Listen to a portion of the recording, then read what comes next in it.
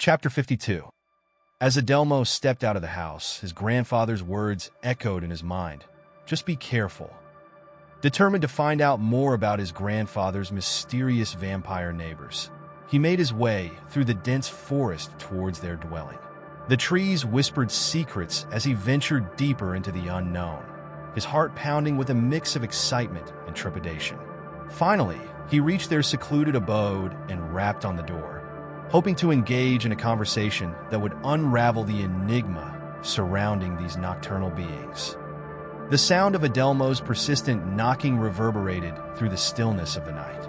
Each rap on the door echoed like a heartbeat, as if the house itself held its breath in anticipation.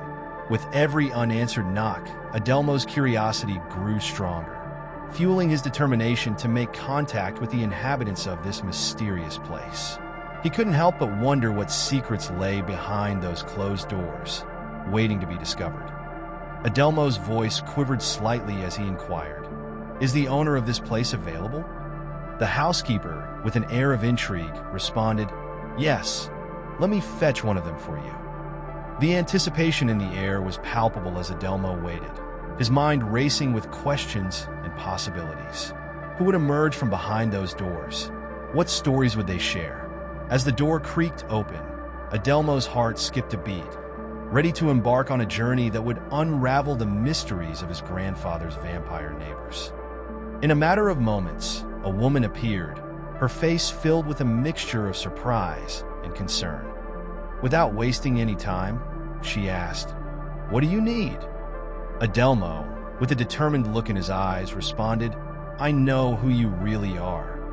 He paused for a moment before continuing, "I have a few questions for you. Did I see you at Dracula's castle? And was it you or someone else who forcefully dragged me into a locked room the other night?" The lady's expression softened as she replied, "Yes, it was me on the first night.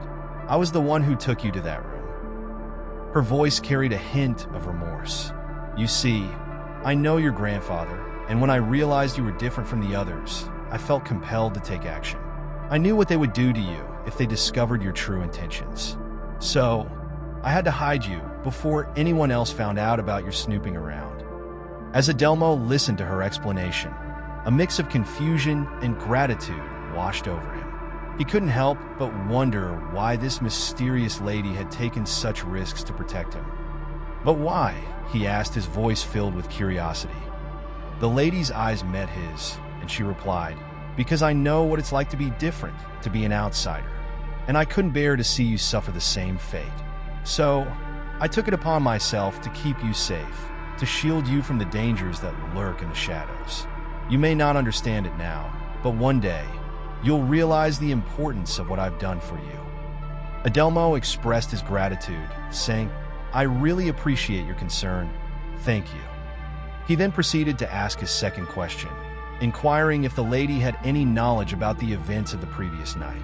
Adelmo explained that he had been struck on the head by an unknown assailant, causing him to lose consciousness. Curious to find answers, he asked if the lady had any suspicions regarding the identity of the perpetrator. The lady responded affirmatively, revealing that it was, in fact, her husband who had committed the act. She explained that he had done so in order to ensure a smooth and trouble-free process of taking Adelmo to a safe location without attracting attention. The lady clarified that her husband had not intended to strike Adelmo with such force, but due to the inherent difficulty vampires face in controlling their strength when dealing with humans, the blow had been stronger than intended.